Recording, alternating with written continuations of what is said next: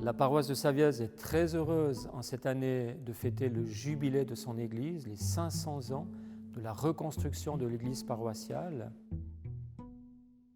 La date qui nous a beaucoup parlé, c'est 1523, la reconstruction d'un premier bâtiment par l'architecte valaisan Rouffiner après les guerres contre la Savoie. Ensuite, les Saviésans l'ont agrandi, prolongé, augmenté, embelli. À noter la contribution de l'artiste Bieler qui a fait tous les vitraux, les fameuses mosaïques qui donnent un magnifique cachet à notre église, l'église au milieu du village. Ce qui marque dans cette église jubilaire, c'est le tuf, cette pierre locale. C'est vraiment le symbole.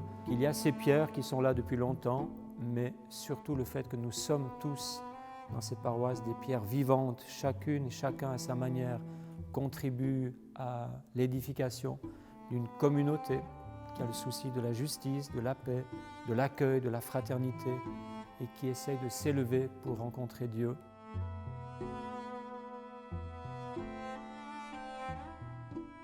Fêter un jubilé, c'est pour nous l'occasion d'une grande joie, d'une année de joie, et en même temps, ça nous permet de nous plonger dans nos racines, dans notre histoire.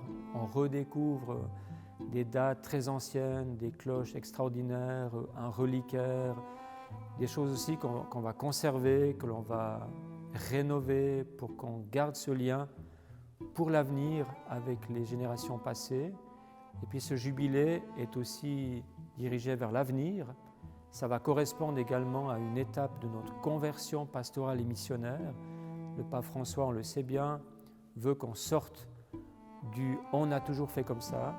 Du coup, on a des ateliers participatifs qui nous aident à réfléchir comment cette Église elle est porteuse de sens pour l'avenir, comment rester une communauté vivante avec une foi qui est enthousiasmante. Et ce sera aussi en filigrane tout le but de ce jubilé. Notre paroisse a concocté un joli programme avec quelques conférences. Ensuite, il y aura un grand concert d'ouverture écrit par Bernard Héritier sur les cantiques de Savièse. Le week-end vraiment du jubilé, l'ouverture le vendredi par un bal organisé par la jeunesse, mais qui est intergénérationnel bien sûr. Le samedi, il y aura une journée qui est dédiée particulièrement au patrimoine.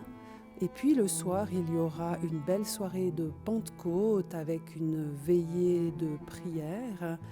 Le dimanche, le point d'orgue de notre programme sera une magnifique messe célébrée par Monseigneur Lauvet, notre évêque.